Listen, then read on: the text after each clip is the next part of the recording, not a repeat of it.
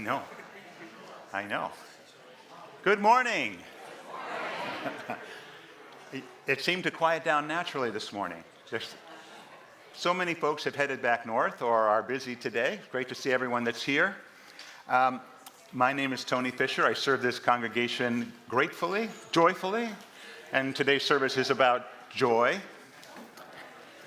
So I have a quick announcement and then another gratitude.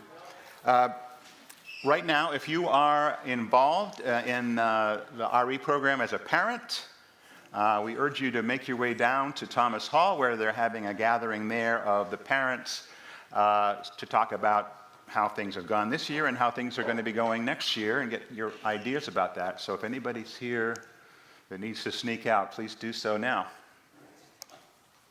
Okay. We're safe. Okay, good.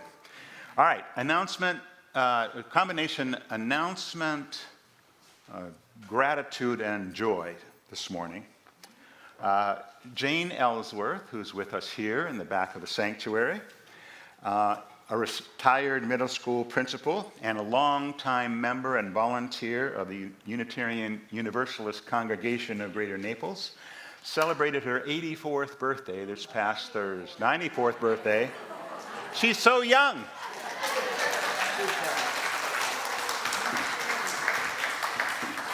She has worked for years on the garden committee, nominating committee, and she recently had a term on the board of trustees. And despite some medical challenges, she continues to be active in her community and finds joy in being here, as I think hopefully we all do. So, and we are inviting you, or Jane and Tom are inviting you after the service for ice cream on the pavilion. So let's thank them for that, bringing Royal Scoop to our doors today. So it's great. Thank you so much. And, hi. Oh, hi. It's great to have Cliff Wells with us as our worship associate. Thank you. You're on. So, I also welcome everyone here. It's great to see, even for the summer, a good group here in the congregation, in the sanctuary with air conditioning, a few hardy souls out on the pavilion sweating, and of course a multitude of people at home watching in their jammies. I can say that because you probably didn't realize at home up north that this is a two-way video. We can see you now in your jammies. So, welcome, old friends and new, as we come together to practice the values and the art of community. We're all growing, we're all learning, and we're all loved. We try to live our values such as generosity, transformation, joy, and love every day. Yeah, thank you. I overlooked. So now let's take a deep breath, relax, and center ourselves for this time of worship with this morning's prelude. 1, 2, 4.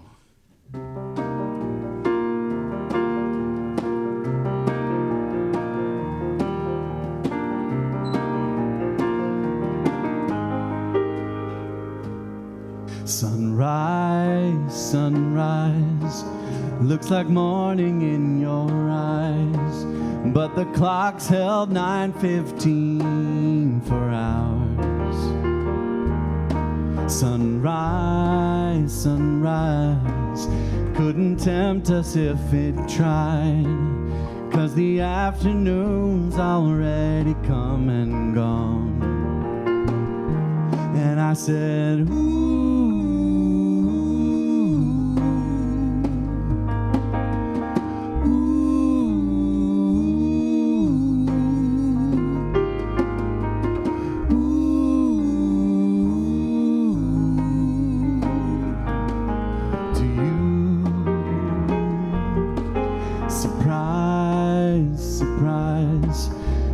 find it in your eyes, but I'm sure it's written all over my face.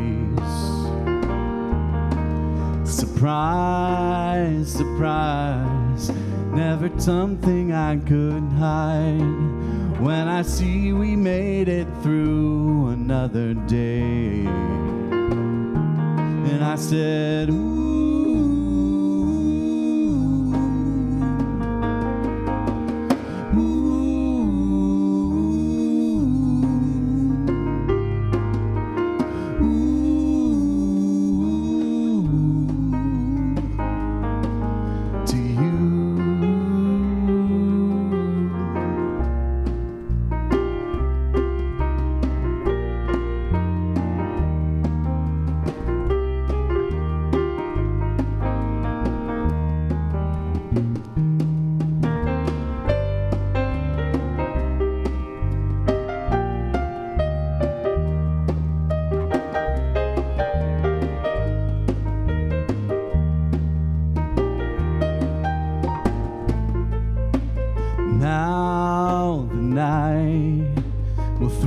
it's covered down on me again. And if I'm right, it's the only way to bring me back.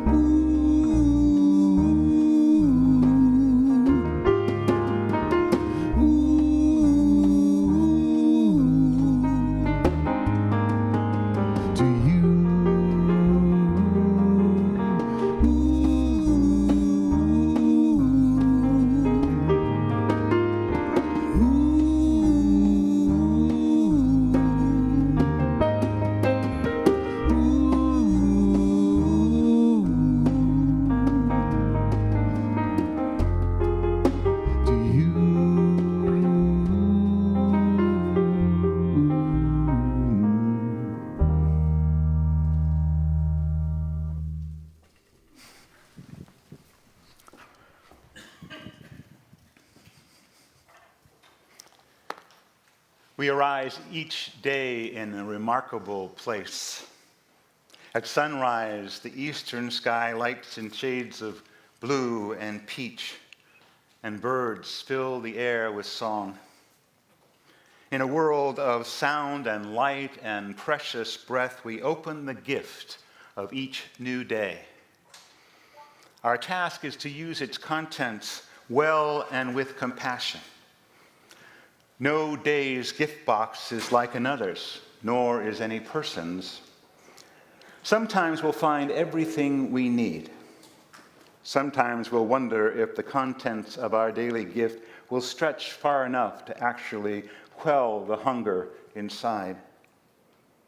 Others may judge what we do with the contents of our days, but the only judgment that will make any difference comes from deep within, and then only after we have lived our days and reflected back on how we use them. May we find ourselves worthy of the gifts each day brings. Let's join together in the chalice lighting words on the screen and in your orders of service. May this flame stir our hearts and remind us of our mission to be truly welcoming, to grow in mind and spirit, and to widen the circle of peace, justice, and love. And let's rise up and fill our lungs and sing together our opening hymn.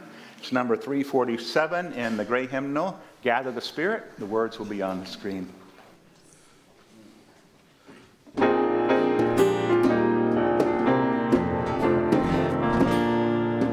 Gather the Spirit, harvest the power, our separate fires will kindle one flame.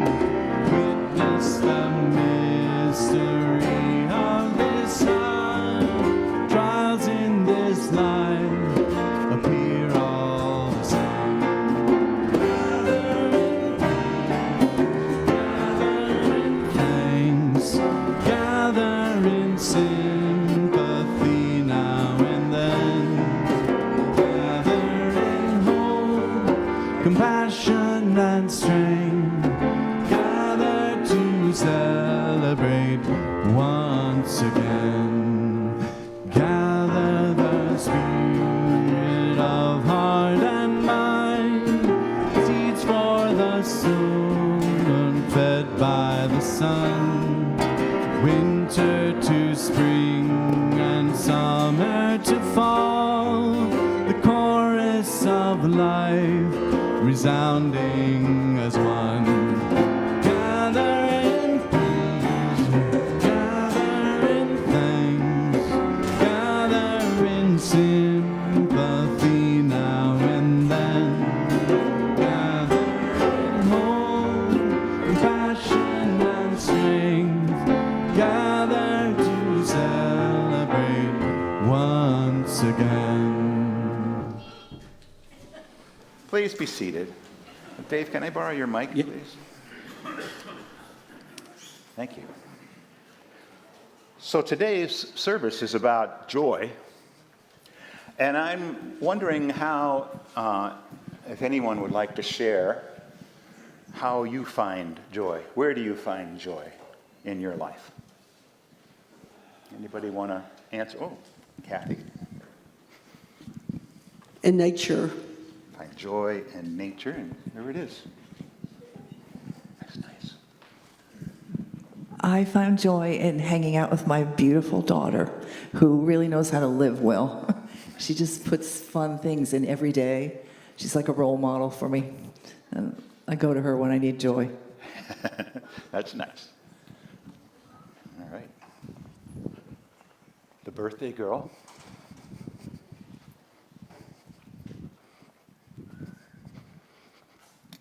My joy is that I'm still here.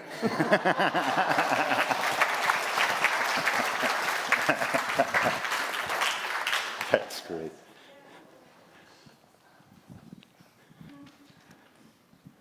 Hi, it's Joanne Womack. I have a grandson who was born 1 year ago, and I don't get to see him often because he's in Orlando. But when I do see him, I mean, it just carries me away. He just smiles and laughs and carries on. And it's just wonderful. Thank you. My name is Dina Sewell, and I find joy in the stillness of the day. And that's what I find when I'm in this room, because it lets me be a little bit of an introvert, which is very hard for me. My joy is when my daughter comes down, probably largely to play golf, but I enjoy the time that I spend with her when she's here. Great. Thank you. Couple more. Hi, my name is Al Curran. I've had the pleasure of being involved in Chalice Circle for a number of years. And then the very last Chalice Circle month that we had was on joy. And there's a big packet of information they give us each month. And this last month there was a piece by Brene Brown, who's a sociologist, psychologist, famous speaker. And she was saying that gratitude is actually a practice, not an attitude. And from practicing gratitude, it brings you joy.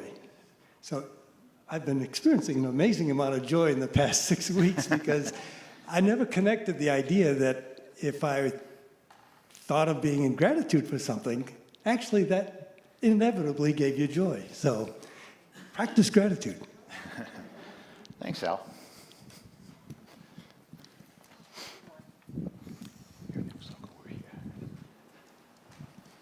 Hi, I'm Paula Layton, and I find joy in music and dogs. Not at the same time? Always at the same Oh, okay, all right. Hi, I'm Ann Fullerton, and I find joy in my friends. They always bring me a smile, no matter what time of day or night. Thank you. Thank you all. So, some of you are aware, and some of you may not be, but about this time, I'll get that to you. About this time, maybe a little earlier in the year, 50 years ago, a group of progressive-minded people began meeting together to talk about things that were important in their lives and what brought them joy, things like that. How they might live in greater alignment with their ethical values. And the impetus for this gathering 50 years ago was a small advertisement placed in the Naples Daily News by Bernie and Rita Turner, who were looking to create a community of thoughtful, liberal-minded people. That group grew to a few dozen and ultimately decided that they wanted to align themselves with the Unitarian Universalist Association. And so in December of 1975, they had a meeting, elected officers, and created a charter, which hangs on the wall outside in the foyer. And in January of 1976, the congregation was officially greeted into the Unitarian Universalist fold. That framed charter by 46 founding members has a lot of names on it that some of you might recognize, many of you don't. And looking back, I think we can say that that first generation, mostly gone, not all, did a great job of getting things started and passing on their love, their joy, their enthusiasm to the next generation, who have in turn contributed their time and talent and their treasures, and especially their hearts, the fruits of which we enjoy as a congregation today. And they've also passed along that joy of community, which I think bubbles up here every Sunday morning when we gather in this space. You can feel it, you can hear it. It's a wonderful thing. So for 50 years, this congregation has been finding joy in one another. And a couple of you mentioned how important friends, family, community are. And so this year, this is 2025, marks the 50th anniversary of the beginning of our congregation. And in the fall, we're going to start celebrating, really celebrating our 50th anniversary as a congregation. The celebration will go from the fall into the next year, because in 1976, the Unitarian Universalist Association accepted this congregation as a fellowship congregation, and we'll hear more about that later in the year. But we are to be celebrating our 50th anniversary, and if you have an idea about how we might celebrate our 50th anniversary, and you would like to help make that happen, please come and see me or Cheryl. Where's Cheryl? Nunes? There she is right there. One or the other. And just let us know. It does require effort on all our parts. So thank you all for sharing. I'll be back out in a minute with joys and sorrows. But let's remain seated and sing our centering hymn, Spirit of Life. It's number 123 in the gray hymnal.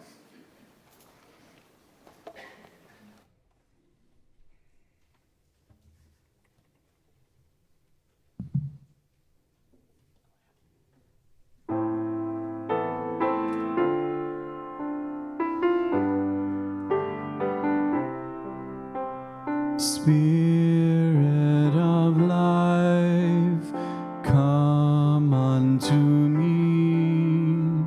Sing in my heart all the stirrings of compassion. Blow in the wind, rise in the sea. Move in the hand, giving life the shape of justice. Roots hold me close, wings set me free. Spirit of life, come to me, come to me. Fuente de amor, ven hacia mí, y al corazón cántale tu compasión. Sopla a volar, sube en la mar, hasta moldear la justicia de la vida. Arraigame, libérame, fuente de amor, ven a mí, ven a mí.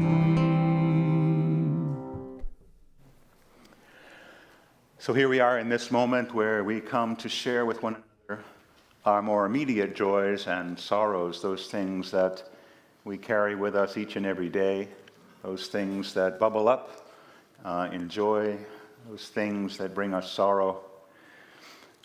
I share a joy this morning that yesterday on our pavilion, we celebrated the wedding of Cynthia Scher and Rick Lamoureux. It was a wonderful small gathering with dancing and great food. It was a Spanish theme because Cynthia and Rick are eventually moving to Spain.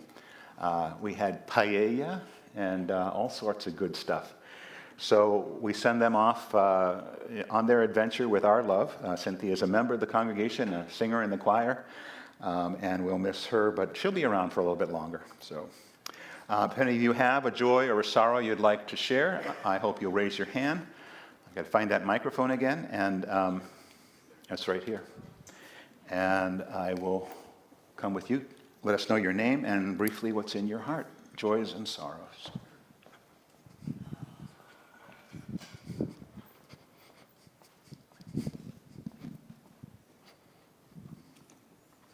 My name is Maria Bibi. My daughter, Ligaya, which is Tagalog word for joy, was born 40 plus years ago. She announced her joyful presence to the world by being born a footling bridge. Do you know there's like 4% of births are breech, about 1 in 25, and most of them are girls. Oh. Yeah, she's unique. So may we all find, experience, and share joy. Repeat after me. Maligayang buhay. Maligayang buhay. Maligaya is joy and buhay is life. Thank you, Maria. Anyone else this morning?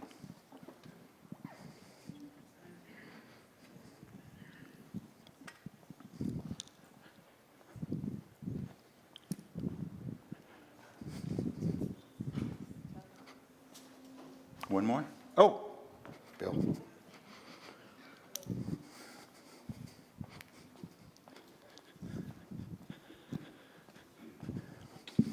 Good morning. My name is Bill McCormick. We had a joy last week. Some of our early Emerson Academy students are graduating from college. So we attended a graduation for one at Northeastern University. She's headed to San Francisco to teach. We have one headed to Dartmouth to get a PhD in biology, one headed to Penn for a PhD in public health, and we have 2 in law school. So some of these careers started right here at this church at Emerson Academy. I'm so proud of them. Almost every student we've had has been really doing well in college. So, and they'll be contributing to our economy and to the good fortune of our country.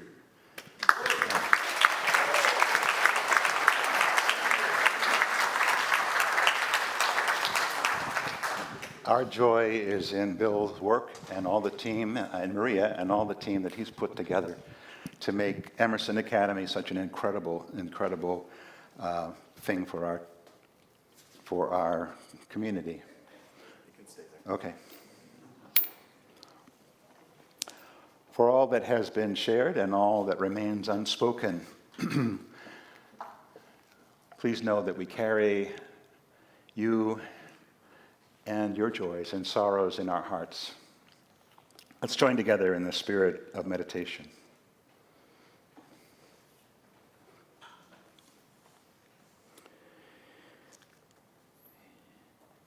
Each week we return to this house that love made,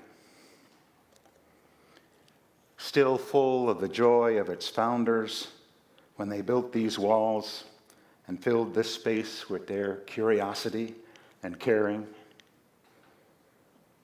still holding the laughter and wonder of all the children who have passed through these doors, their shouts ringing in the halls. Here we feel the presence of all who have sat in these chairs, searching for something greater than themselves. Those who have celebrated, those who have mourned. Each week we return to this house that love made. Graced with the gifts of a loving staff, past and present, who served and serve as best they can, and align their efforts with the dreams we all weave. Blessed by the music that finds its way into its foundations, and that time and time again lift our spirits upward. We return again to this house that love made. Always welcoming, but never quite the same. Strengthened by the love of good people who come and leave their imprint, who, despite difference, choose to journey together in the spirit of compassion. We return again to this, our spiritual home. May we live into its joy and its promise through our love, and continue to keep it well for those who follow. Let's spend some time in silence.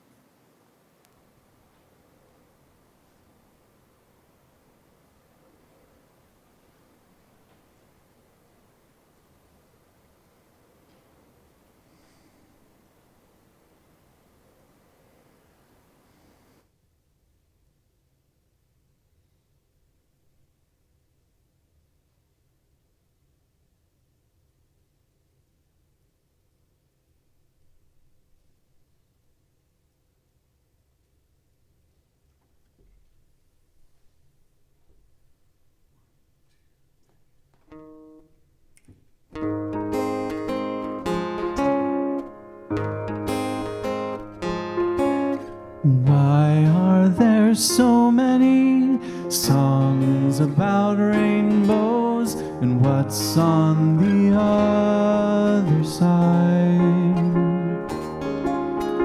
Rainbows are visions, but only illusions, and rainbows have nothing to hide. So we've been told, and some choose to believe it. I know they're wrong, wait and see.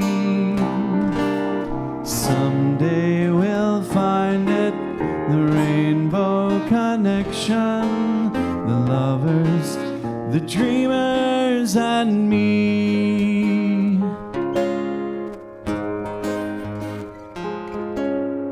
Who said that every wish would be heard and answered when wished on the morning star? Somebody thought of that, and someone believed it. Look what it's done so far. What's so amazing that keeps us stargazing? And what do we think we might see? Someday we'll find it, the rainbow connection, the lovers, the dreamers, and me. All of us under its spell. We know that it's probably magic. Have you been half asleep, and have you heard voices? I've heard them calling my name. Is this the sweet sound that calls the young sailors? The voice might be one and the same. I've heard it too many times to ignore it. It's something that I'm supposed to be. Someday we'll find it, the rainbow connection, the lovers, the dreamers, and me. La da da dee da da do, la la da da da dee da do.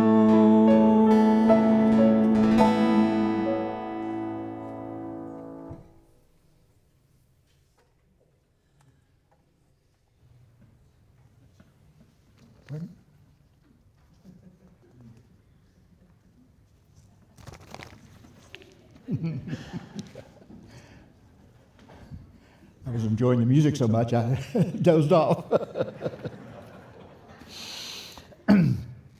So, as I hope you know, it's the committees of the Program Council that produce much of the positive results here at UUCGN. We have 6 standing committees and 14 volunteer committees, all of which could use some more volunteers, by the way.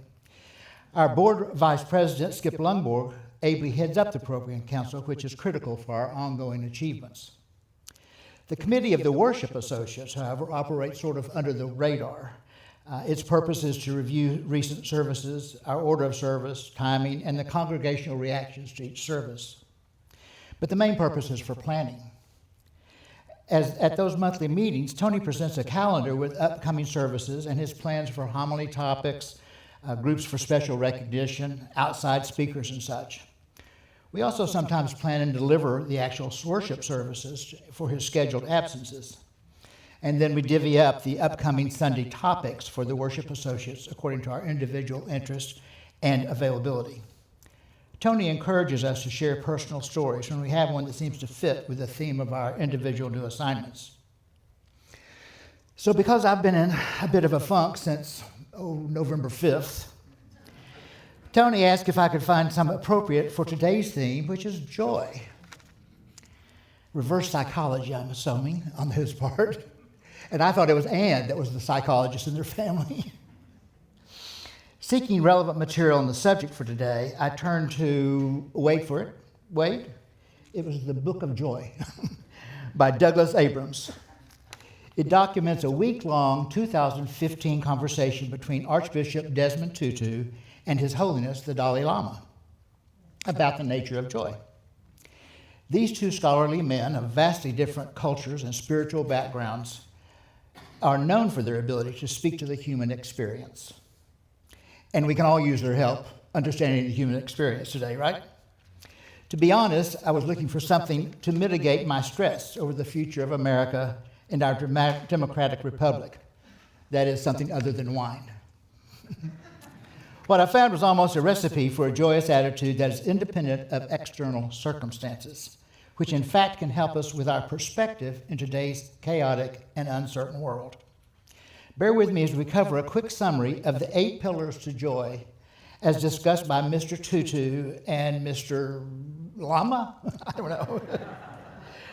I encourage you to think about these ideas about the nature of joy that confront the obstacles to peace and fulfillment in our own lives today. The first pillar is perspective. A well-rounded perspective emphasizes commonality rather than our differences, i.e., what do we share with others?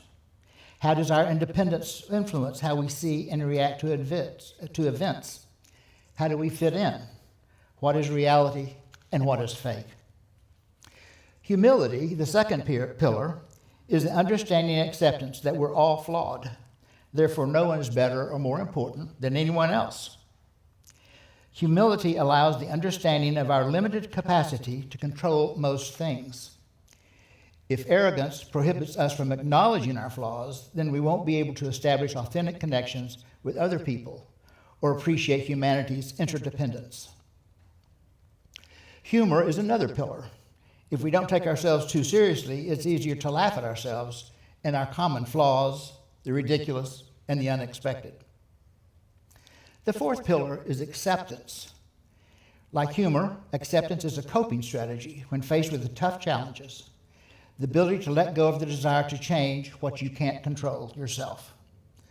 Often, accepting reality is the first step to better perspective.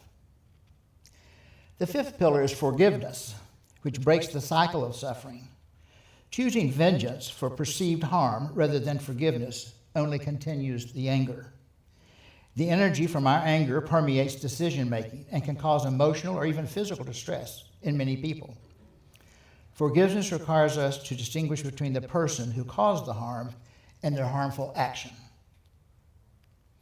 Finally, as Al reminded us, gratitude is accepting and appreciating what exists without focusing on what you wish were different.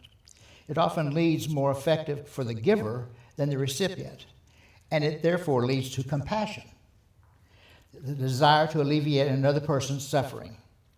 Compassion is often contagious. Just try helping an aged person in a very crowded and dynamic space. Inevitably, others will notice and offer more assistance. Generosity is compassion in action. Your choice to act upon your own feelings to alleviate the sufferings of others.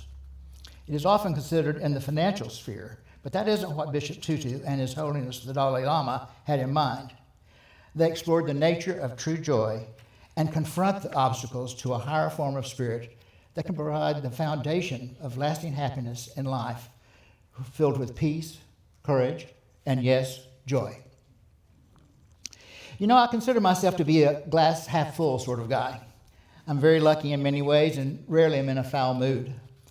Sometimes I'm very afraid for the future, however, but when I begin to understand how to think about and confront the obstacles to true joy through practice, it really does allow me to achieve a level of peace in these dark times. While most of us regularly carry many of those attributes in our heart, try to consciously implement them in times of high stress. In review, they are perspective, humility, humor, acceptance, forgiveness, gratitude, compassion, and generosity. May a more joyous attitude help heal our hearts and bring us love and comfort in these troubled times.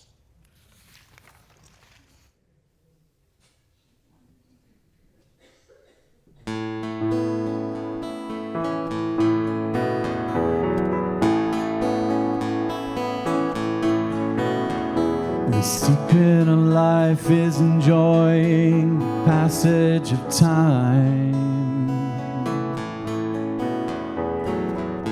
Any fool can do it. There ain't nothing to it. Nobody knows how we got to the top of the hill. But since we're on our way down, we might as well enjoy the ride. The secret of love is in opening up your heart. It's okay to feel afraid, but don't let that stand in your way. 'Cause anyone knows that love is the only road. And since we're only here for a while, might as well show some style and give us a smile. Isn't it a lovely ride? Sliding down, gliding down. Try not to try too hard. It's just a lovely ride. Now the thing about time is that time isn't really real. It's just your point of view. How does that feel for you? Einstein said he could never understand it all. Planets spinning through space, the smile upon your face. Welcome to the human race, some kind of lovely ride. Sliding down, I'll be gliding down. Try not to try too hard. It's just a lovely ride. Isn't it a lovely ride? See me sliding down, gliding down. Try not to try too hard. It's just a lovely ride.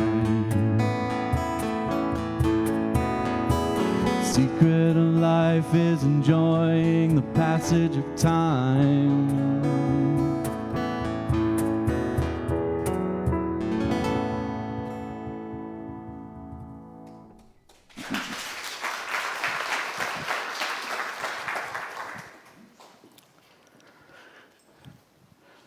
Thank you. There's a Hindi story about the secret of life.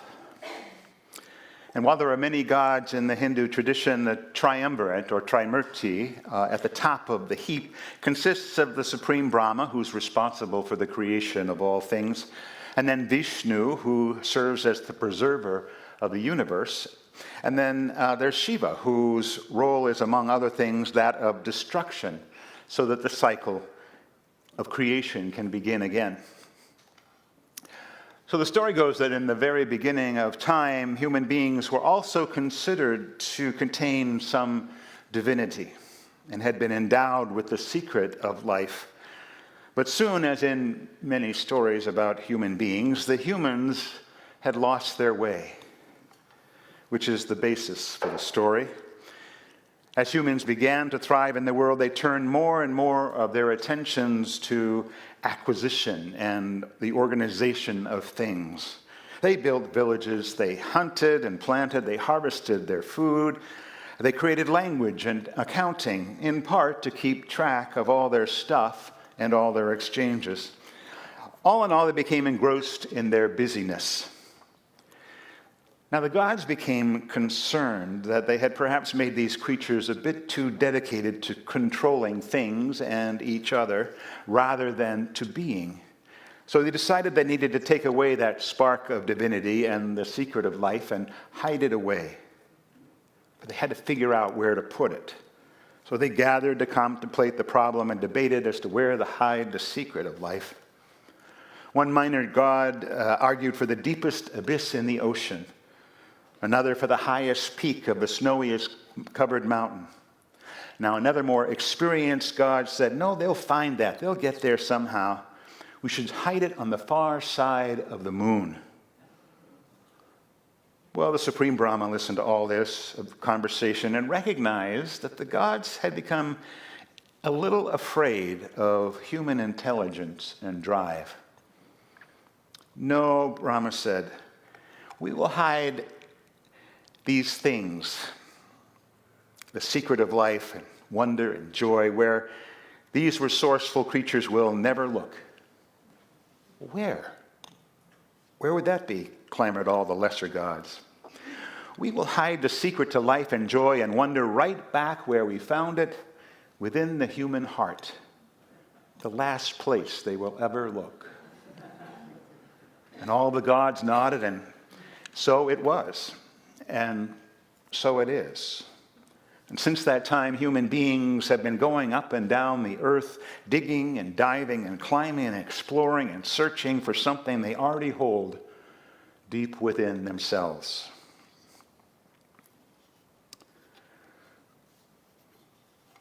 The more we get caught up in our busyness, the more we try to escape in all the ways that are available to us, or the longer we allow the minute-by-minute news feed to grab all our attention and energy, the less ability we have to cultivate and practice and find those qualities of joy and wonder, to practice those qualities that Cliff outlined from the Book of Joy. And I do hear you, all you silent thinkers out there, thinking, yeah, I know. Great story, but look at the world. How do we do this? How do we find that joy? I have a friend who is a model of negative thinking, a pattern that more than a few of us have slipped into during this time, but he's been there a lot longer than any of us. He's someone skeptical about joy, rarely allowing himself to get carried away in the emotion. He's a scarcity guy. The glass is half empty. A zero-sum guy. Life is a zero-sum game. If something good happens, then he knows for sure that something bad is going to happen as well. He's looking around for the corresponding disaster. Now, joy may bubble up occasionally, but he holds it in check pretty significantly, fearing that if he lets it in too far, it'll only lead down the road to disappointment or worse, he'll be inviting calamity. And while I know this person, and will always be the way he is, I also know that many of us have slipped into that negative thinking mode. As Julia Hamilton, my colleague in Santa Barbara, has put it, we have become overwhelmed and underjoyed. And so, where do we find joy in this world of woe? That question was put to the Dalai Lama and Desmond Tutu during their conversation together in 2015. A woman in the audience raised her hand and basically stated what we're worrying about, thinking about, trying to figure out right now. The world is in such turmoil, she said. War, starvation, terrorism, pollution, genocide. My heart hurts for these issues. How do I find joy in the midst of such large world problems? And Archbishop Desmond Tutu replied, you show your humanity. You show your humanity by how you see yourself not as apart from others, but from your connection to others. He admitted that he too had frequently wept about the things that the woman mentioned. And he said, and God weeps as well, until there are those who say, I want to try to do something. And what you can do, what can you do to help change that situation? You might not be able to do a whole great deal, but you start where you are, the Archbishop said. You start right here, in this moment, and do what you can where you are. And yes, be appalled. It would be awful if we looked at all that horrendousness and said, it doesn't really matter. But God weeps until there are those who say, I want to try to do something. During their last day together, the Dalai Lama and Archbishop Tutu talked about the nature of joy and how joy and suffering are intertwined, and that in many ways our quest for pleasure and comfort is an obstacle to true joy. They talked about other obstacles as well: constant fear, stress, the anxiety that wears us down, the frustrations and anger that we can't let go, illness, fear of death, loneliness, falling into the dark hole of despair and not allowing enough light to get in, to find our way out.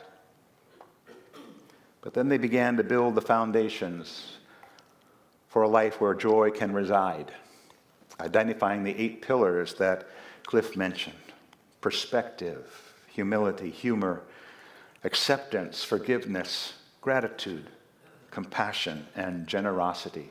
What Al mentioned a little earlier. Spiritual writer Mark Nepp suggests that joy is indeed a practice. It is the transformation of our suffering, not the escape from all we have to face.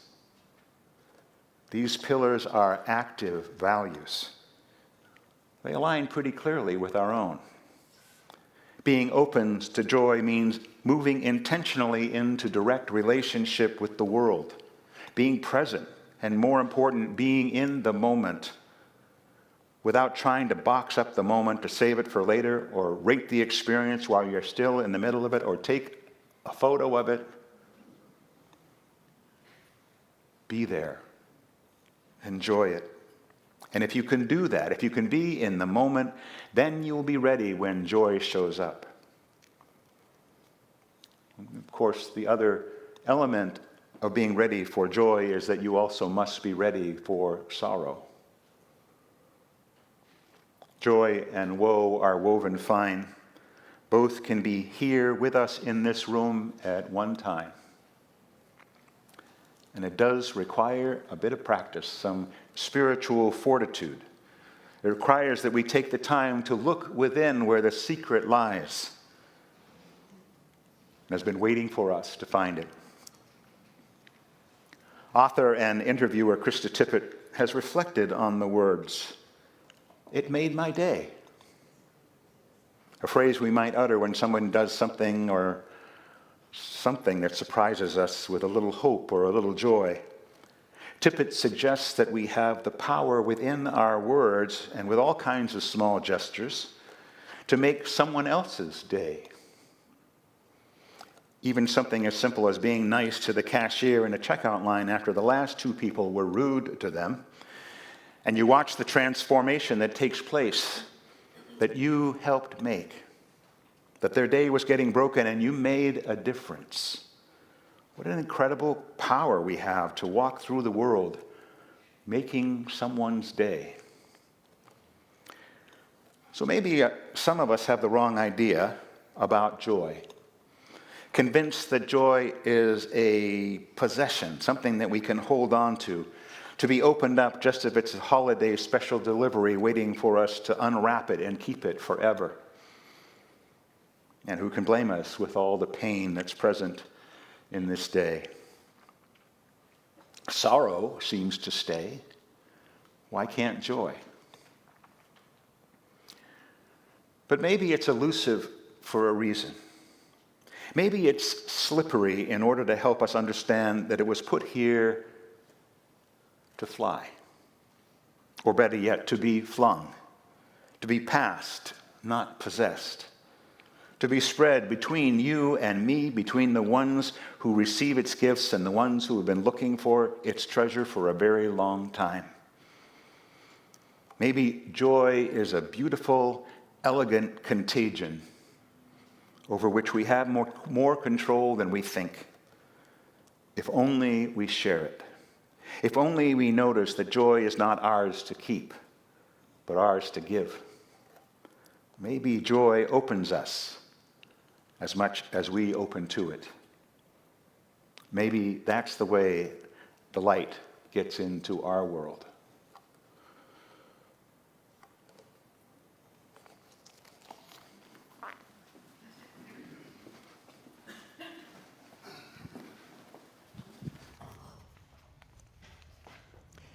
Thank you, Tony, for reminding us to be in the moment of joy and love.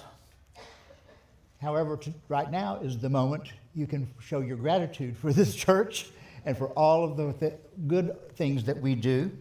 Our offering each Sunday is not just a habit, it's an opportunity to commit to this place and show your appreciation. May our offering help us practice Unitarian Universalism within and beyond our congregation. And may it support us in our mission to create a larger world of peace, justice, and love. For those online, please send your contribution to the address shown, or use the information there to donate to the donate button on our website, uunaples.org. The ushers can come forward. Thank you.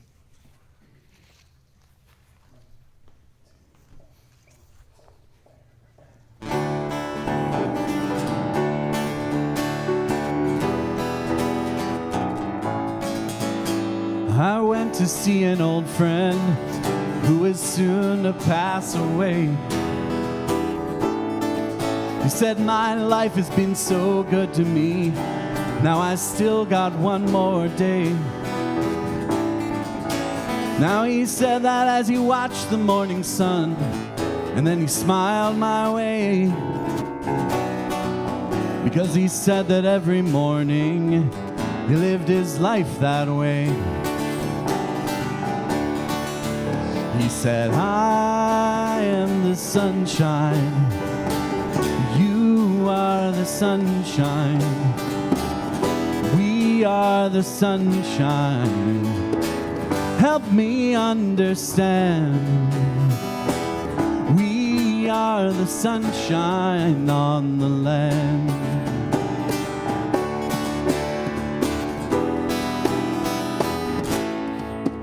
He said this day is like a life you live. It's never here to stay. Because your time is always running by like the sun across the day. But it's like looking at the sunshine from the earth. The light does come and go. But when you're looking at the earth shine from the sun, it's quite a different show.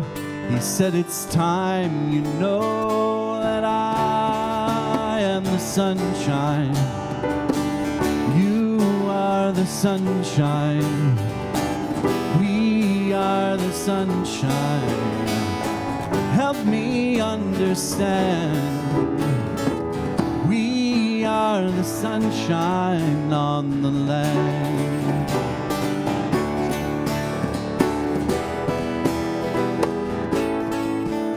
Now I'm thinking of the things he said. We're walking towards the grave. And I haven't lived a life like his, but I still got one more day. Now you could say that it's only flesh and bone, the life that's in your hands.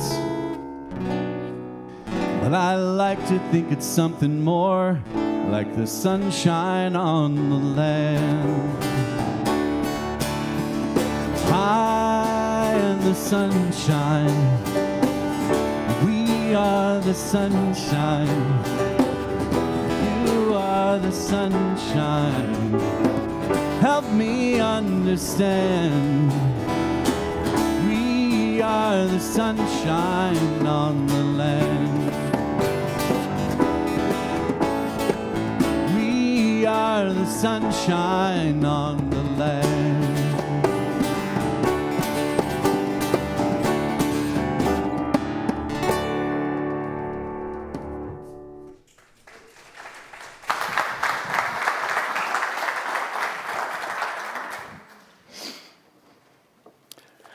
The secret of life and finding joy, of course, is not just enjoying the passage of time, though I do appreciate your singing that song today, but learning how to love in this world while keeping our eyes wide open, our hands unclenched, and our arms wide, breathing deeply in and out, staying in the moment, keeping company with our fellow humans. We offer this time each week as a time to practice, because there's still so much good and beauty and joy. And yes, it can be hard to keep telling this tale with all the news and the fire and the rain and the trembling earth. Who wants to love this life anyway? But for all who teeter on the edge of cynicism, broken-hearted and trying still to remember laughter and kindness and the chance to feel alive in these days when so much is at stake, we gather in this place to remind each other why we persist. We gather to give each other courage on this path that is not always easy to keep practicing. We gather to remind ourselves that this love cannot, will not let us go, and still calls us forth in both joy and sorrow. We gather to make each other's day. Let's rise and sing our closing hymn, and let it be our benediction for the day. Number 345 in the gray hymnal, With Joy We Claim the Growing Light.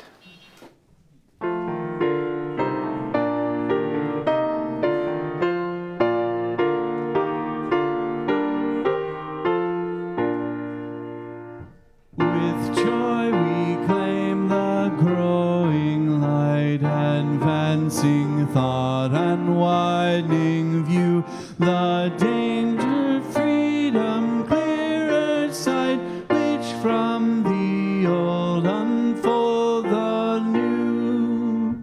With wider view come loftier goal, with fuller light more good to see, with freedom truer self-control, with knowledge deeper reverence be, with love and justice as our guides we journey forth, humble but free, and building bridges or divides, we seek to grow community. And now to the joy of ice cream. Go in peace, go in love. Have a wonderful day.